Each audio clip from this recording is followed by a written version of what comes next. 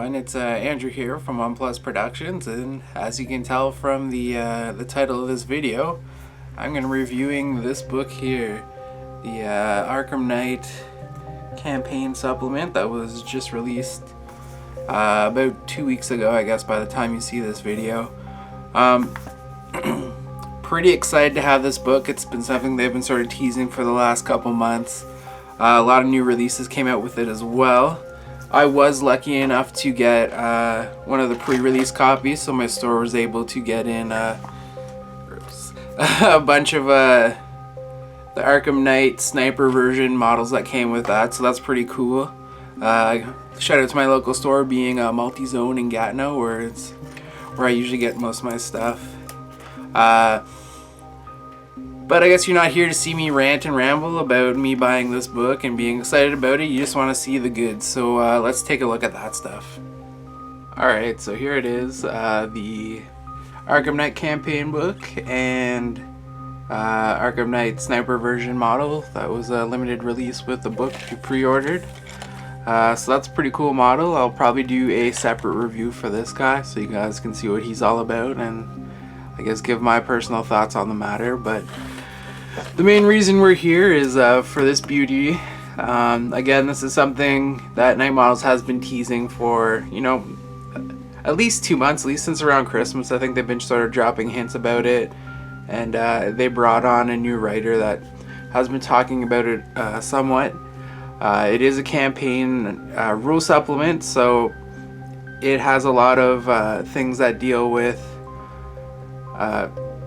linked games and sort of having a series of games that either give either pluses or negatives to your crew as you play, and you can sort of build experience and whatnot.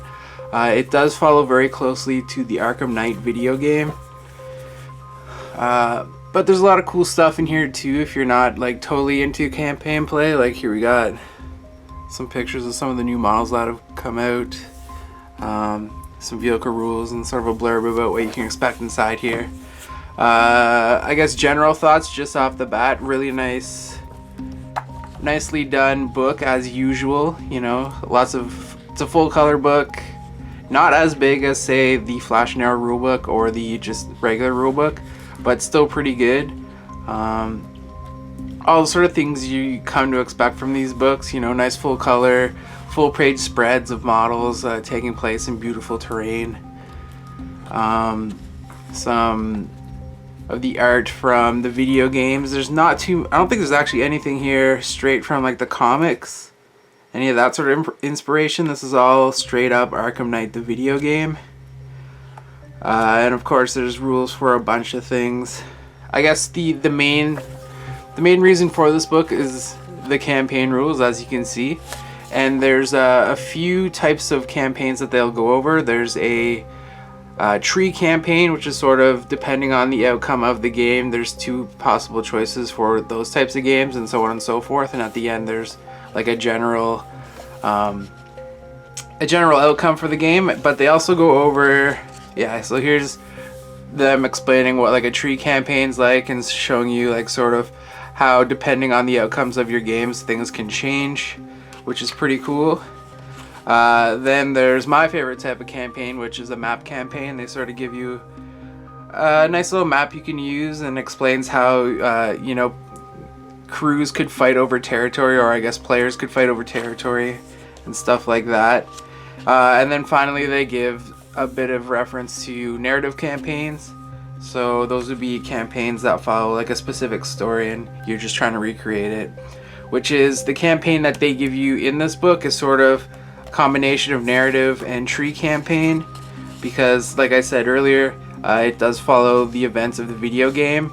So if you play the Arkham Knight video game, you sort of understand what the idea of the campaign that they give you in this book. But again, they give you some general rules for that. They also have added sort of I guess upgrade or detriment tables. So like here they're listing injuries and deaths. So if heroes die during like a game, bad stuff can happen to them, and here's a table here to sort of represent that.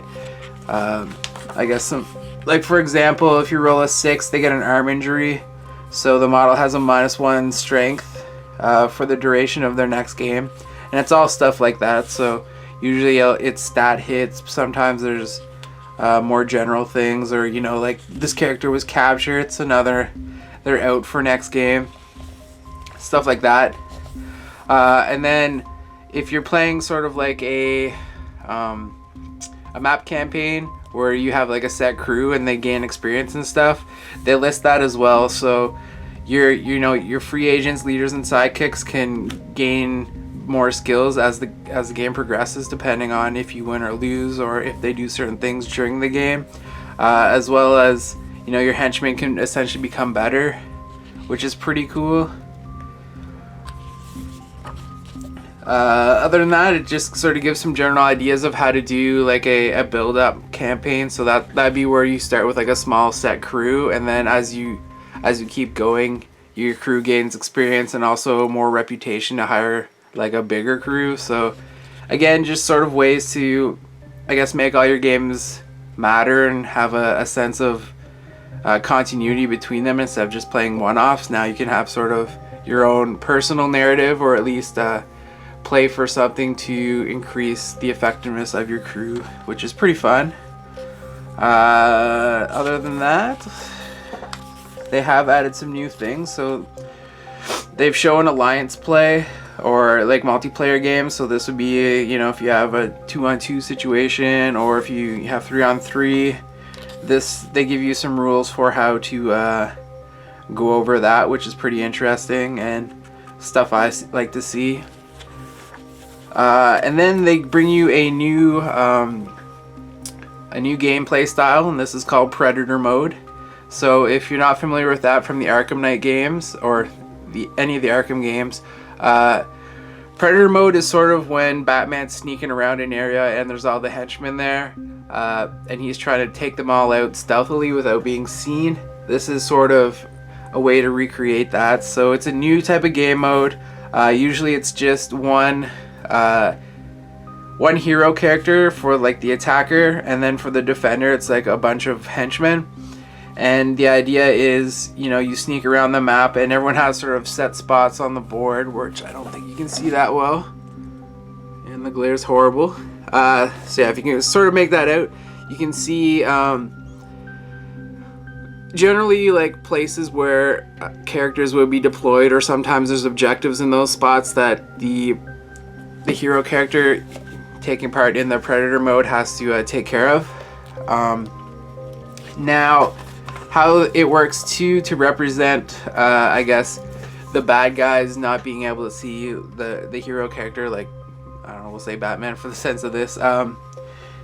The hero character actually controls some of the henchmen, called sentries in this, and sort of makes them move around the board while he's trying to move his hero and stuff. So it's a way to like not just have your opponent gang up all of his guys and then rush sort of the area where your hero is. There is sort of some ways to, what am I trying to say here? Some ways to like mitigate that type of scenario from happening. And then there's certain victory conditions. So in the campaign, which we'll look at soon, each of the Predator Mode missions have like a certain objective that the hero character is trying to accomplish. So it might be rescue a hostage, or shut off Scarecrow's gas canisters before the end of the game. So it's stuff like that, and I gotta say, this is pretty exciting. I can't wait to try one. I'm sure I'll be doing at least a bat rep or two of Predator Mode, just to sort of show you guys what it's all about. I'm not going to go into the very specifics of the rules. I'll probably do that when I do the bat rep. This is more of just a quick overview of the campaign supplement book, and maybe you guys will get a good idea if you want to buy it or not. Next up is all the new equipment. So this isn't all new.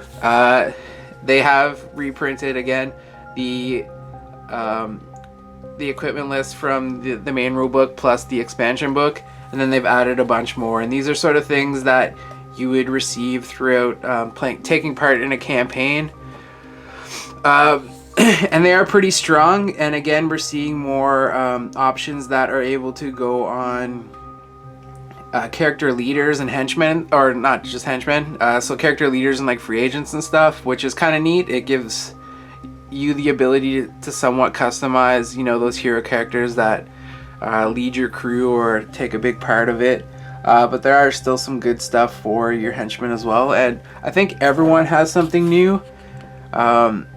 A few crews made off better than others. For instance, like Batman got a bunch of new stuff, whereas the Joker, I think, just got one thing. But everyone, for the most part, is represented here.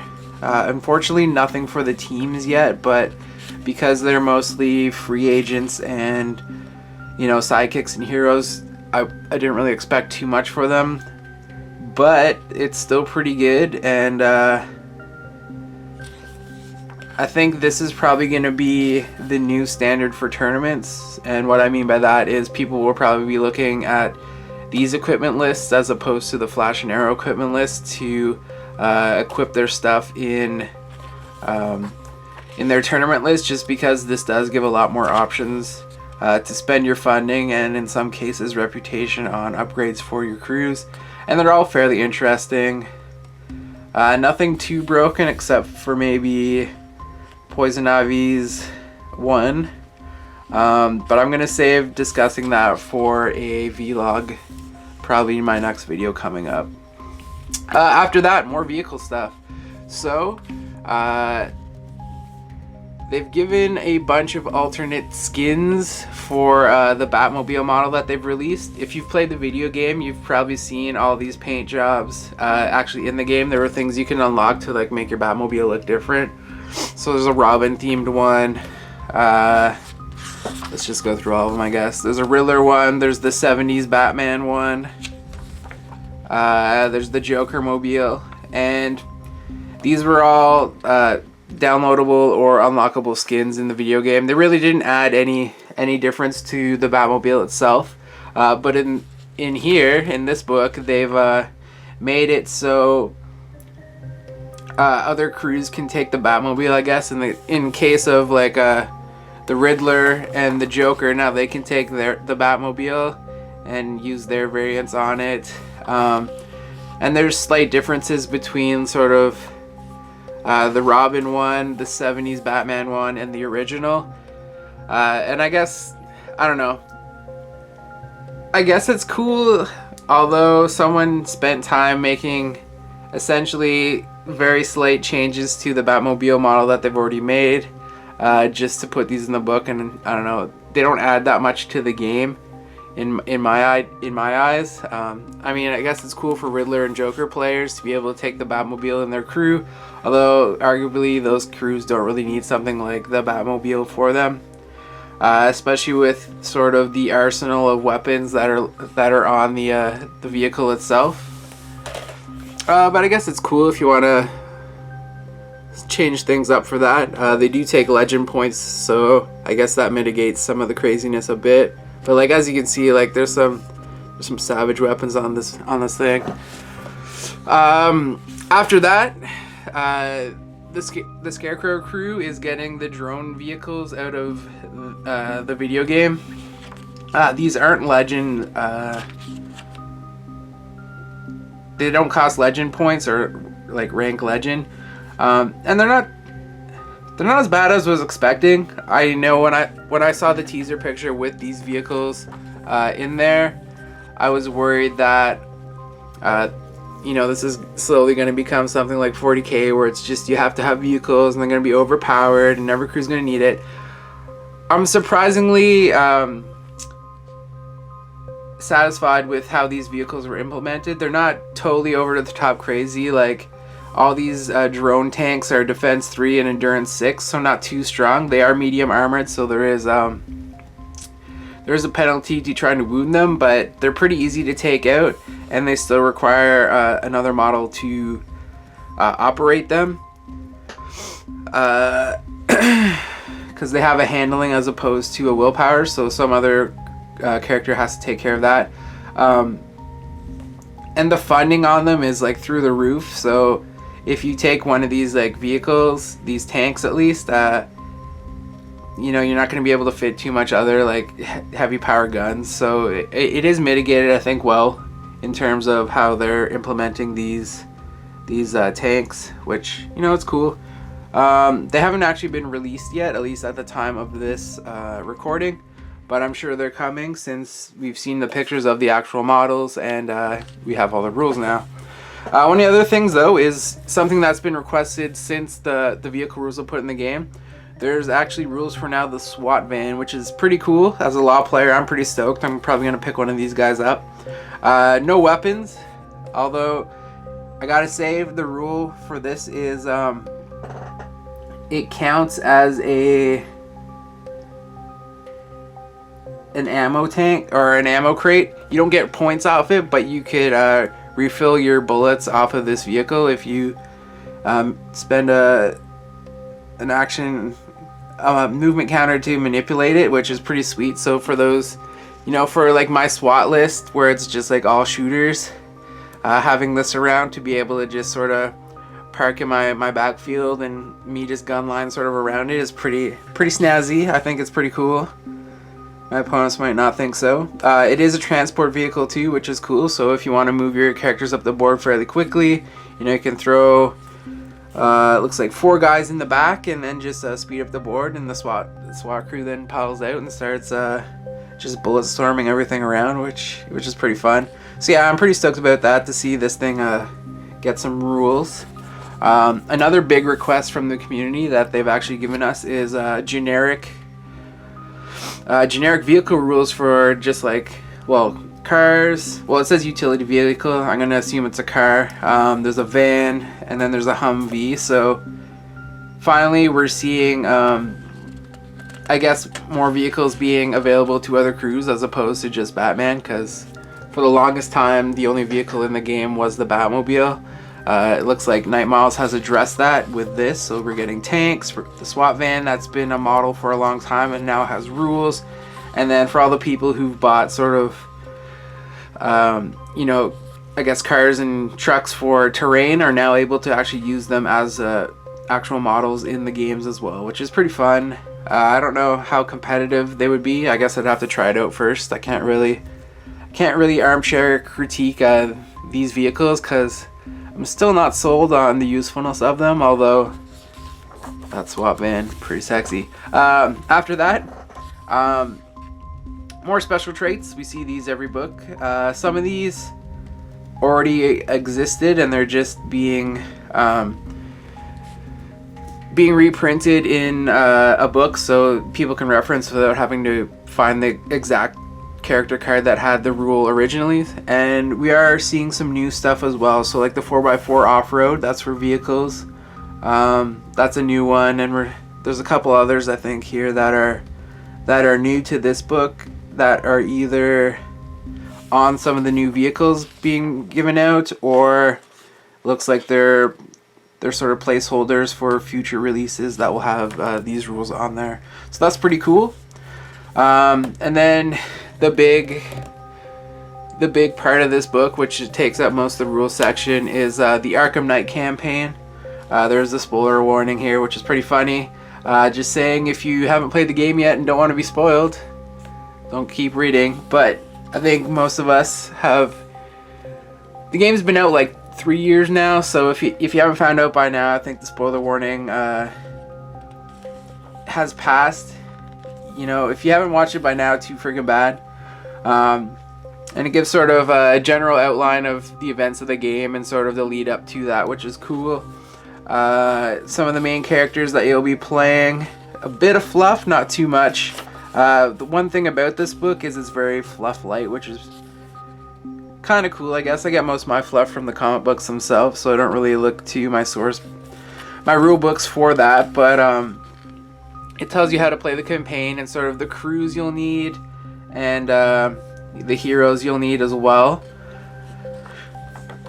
There are, I don't think on this page, but there are sort of references to say, like, oh, if you don't have this specific crew, you could substitute it for your own crew, and they'll give you sort of a list of how to do it. There are some special rules for playing in this campaign, and it uses a lot of the stuff outlined earlier in the book, so like the injury tables, And I think leveling up as well as Predator mode plays a pretty big part in this campaign. And then there's sort of new upgrades you can take for Batman, and you unlock those by winning games as the Batman. So that's pretty cool too. Yeah, so it's just going over some of the things you can get. So you can get like a, what is this? A grapple boost. So you could, I think, yeah, so you basically get extended grappling range if you spend an extra movement counter. There's stuff like the shockwave attack, so it gives you, you know, different ways to attack and stuff like that, which is pretty cool. It's all equipment from the video game that so you sort of unlock as you play, which is neat to see them translate something from a video game into the actual game rules for the Arkham Knight Campaign. I don't know if you'll see too much of this type of thing in the tournament scene. I don't know how well it'll translate well into sort of a competitive list and whatnot without being unbalanced, but you never know. Time will tell. And then here's the main thing. So it's a tree campaign, and it tells you sort of how to move through the different missions, and each one of these boxes represents a mission or a side mission. So depending on if you win or lose, say the first one, you'll either have to fight Professor Pig or go on to the next part of the story, and so on and so forth. And then it all ends with sort of like a big showdown between the Arkham or Scarecrow and Batman, and those crews at the end will have bonuses depending on how well you've done during the campaign, as well as extra characters you might have unlocked. So I think I'll go over some of those. These are all the different scenarios. A lot of the times it'll be set lists on what you can take, or like very huge limitations, and this allows somewhat imbalanced crews, but then they work it out. So like, say, I think for the most part Batman crews usually have less funding than the villain players, but the villain players are super limited on what they're able to take in their crew, and the Batman character gets some extra of those Wayne Tech upgrades to sort of even it out, which is cool. It makes more sense from a thematic standpoint. And let's see if I can find one.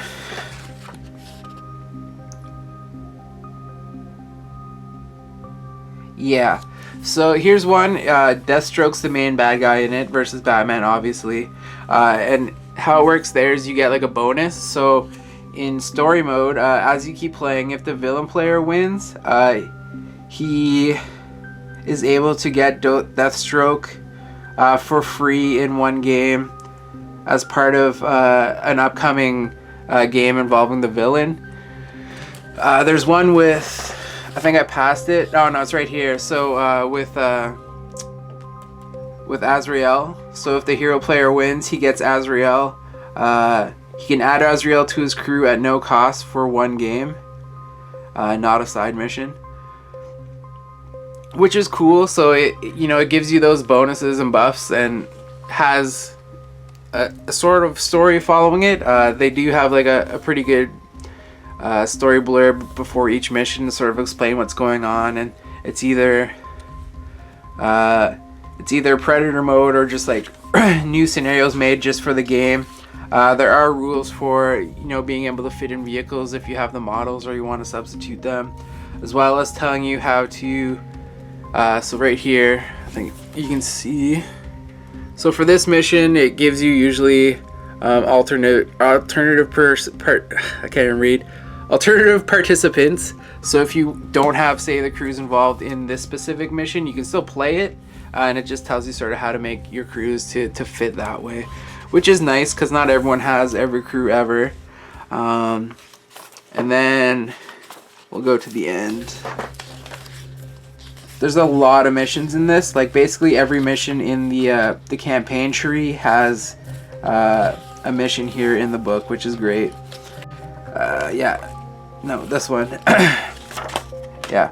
So this is the final mission. It's basically a huge battle royale, and the way I see it happening is everyone who unlocked characters that they're able to bring in for free is probably going to save it for this last mission, and it'll just be like a huge game, which is going to be pretty fun. Like, it's even pretty big to begin with. Like, the villain player starts with 370 rep. The Batman player starts with 150 rep, but he also has to have Commissioner Gordon, Arkham Knight Robin, and he gets some Wayne Tech upgrades. And then as the game continues, you can unlock, I think, some other characters as well. So really cool, really thematic. I'm gonna try to play through the campaign, and hopefully I'll have enough opponents to be able to play it and film. So hopefully you guys can see me play through the campaign, or some of the missions from it at least. I'm pretty excited with this book. I think it's another great solid release from Knight Models. I haven't found anything too bad. I know in the past some of these releases have had problems with translation or just straight up grammar issues, and I haven't seen any of that yet in here. And I think that's just because of the work that the new author they've hired on at Knight Models has done. He's done a really great job bringing the whole game together into this. So, you know, there's vehicle rules, we're seeing new mission types, and I'm really happy to see a release like this coming for Batman. I love the Batman game, and that is my main jam. But way back in the day, you know, I was a big Necromunda and Mordheim player from the Games Workshop guys, and I love the way those games are made. So you can play your linked games, and then your gangs would increase in reputation and get stronger and buffs, or, you know, if you lost really hard, then some of your guys would die. So it's really great to see something like this come out for a game that I'm actually currently playing, and just switches up things enough that you can do something cool like that for the Batman. Again, this book covers just Arkham Knight, but there's so many great Batman stories, like, just in the comics, like huge classic stories, like what can I take off the top of my head? Night of the Owls is a good story series. The Hush comic book was pretty solid, and those are all stories that you could then take and apply to the rules outlined in here and make your own sort of campaigns, which is great. If anyone's already doing that, you know, let me know in the comments below. I'd love to hear about that. As far as releases go, I think this is a great book for not just casual players, but tournament players alike, because there are all those new equipment lists in there that I think people are going to get a lot of use out of. And for casual players, you know, this is right up, I think, the casual player's alley. If you're playing just for fun, you know, there's nothing... This adds more to those fun games by being able to play, you know, a campaign and having a series of linked games that sort of affect the outcome of all the games in it, which is pretty fun. Other than that, you know, I think if you're playing Batman, you should probably want this book just for all the content that's in here. Even just to get the vehicle rules for, you know, cars and tanks and stuff is pretty snazzy. Other than that, I guess that's all I really have to say. If anyone has any questions, though, for me, feel free to leave them in the comments below. Like I said, I will be reviewing the Arkham Knight Sniper version in a future video. And I guess we'll see you in 2 weeks for another Canhammer Streets of Gotham video. Alright, thanks for watching. See you later.